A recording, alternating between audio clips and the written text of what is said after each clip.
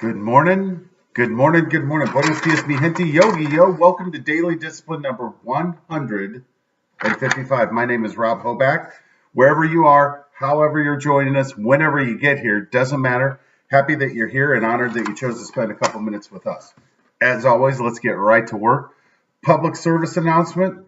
My reasonable expectation is that as you guys are watching this and as our audience continues to grow, and I love that, by the way, that you guys are like playing along with me, like you're singing along to the song. So, for instance, when I go to my I ams, I expect you to have an I am too. It would be nice if you'd say it out loud, like right now. What's your I am today, Aunt Barb? Hobie, what you got, right? Mine is I am happy, right? Because as we know, this is a choice, right? I had every reason. I had a million, not every reason. I had 100 reasons, just like you, to wake up and be pissed off this morning. I'm like, no, I'm not going to do it. I'm going to have a good day today. And when we decide we're going to have good days, we have good days. So, again, feel free to participate. I forgot to do my first things first, right? First things first. I'm the realist. And Barbara, I'm going to put in the comments. I'm going to put a link to a video from Iggy Azalea called Fancy, and that's like the first thing she says, like first things first, I'm the realist. So every time I say first things first, Sam, if he were here, he'd yell, I'm the realist.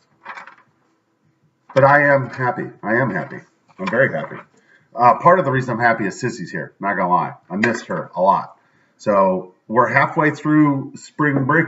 Humpday! I love that commercial. That just cracks me up. How can you not be in a good mood if you do that? Mike. What day is it? All right, thank yous. I'm overwhelmed right now. I am thankful that at work I have all of this stuff going on. Like in the midst of it, it's a bit much, and I get a little crabby, a little sassy perhaps, but there's lots of opportunities. So that's something to be very thankful. As a business development person, you want to have lots going on. All right. What do I want to talk about today? I want to talk about two things. Number one, 155. When I look at that, I see I-55. Remember 20 episodes ago, we talked about I-35? I-55 goes through my hometown. Interstate 55 goes from Lakeshore Drive in Chicago down to New Orleans, just straight down the middle. And I remember when I was living at 1911 Cloud Street, Bloomington, Illinois, this would have been like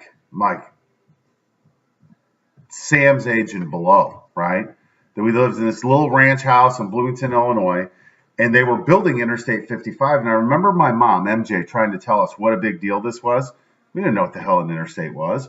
We didn't understand how cool Route 66 was. However, with a little perspective, now I understand what a big deal that was. And I look at I-55, man. I spent a lot of time on I-55 in my life.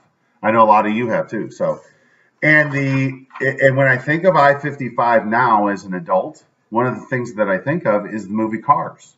That's what the movie Cars was about, the transformation from the old Mother Road, Route 66, which happens to go through Tulsa, not far from here. We never stray too far. We don't. But anyway, I think of that. And that movie was about how life changes. Life changed from having a road that went through all these little towns to an interstate, right? And what a great message for kids. Life is going to change, right? Just because you're comfortable and you're killing it now, life will change and you're going to have to adjust. So speaking of which, last night, pardon me for a second. So good. Addison and I had dinner with the Godfather. Godfather's probably my best friend here in town. And, he just moved. So he found all this stuff in the move. And, he couldn't wait to show me this picture of an 18-year-old version of himself. Now, Godfather now, he's follically challenged, right? Got no hair. Or he's got some hair.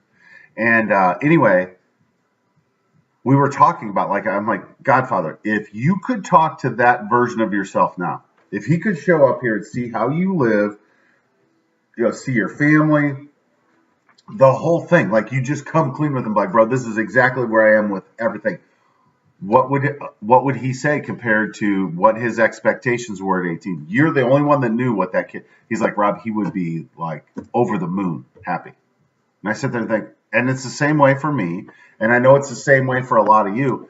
Yet, why is it that we're not? Two things. Number one, why don't we give ourselves credit for that, right? Why don't we look back and be like, that's where you started. This is where you are, right? Could you have done more? All of us could always say yes. But the fact that it's exceeded our expectations, I would tell you that you look back, you say, gosh, I probably sold myself short back then.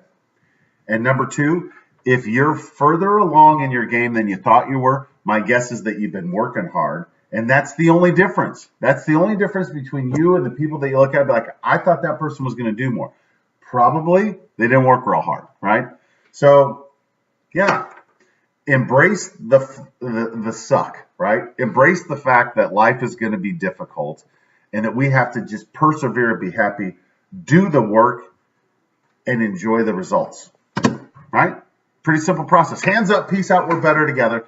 Thank you for joining. Love you guys. Miss you guys. Have a great day. Hump day. We'll talk to you tomorrow. Bye.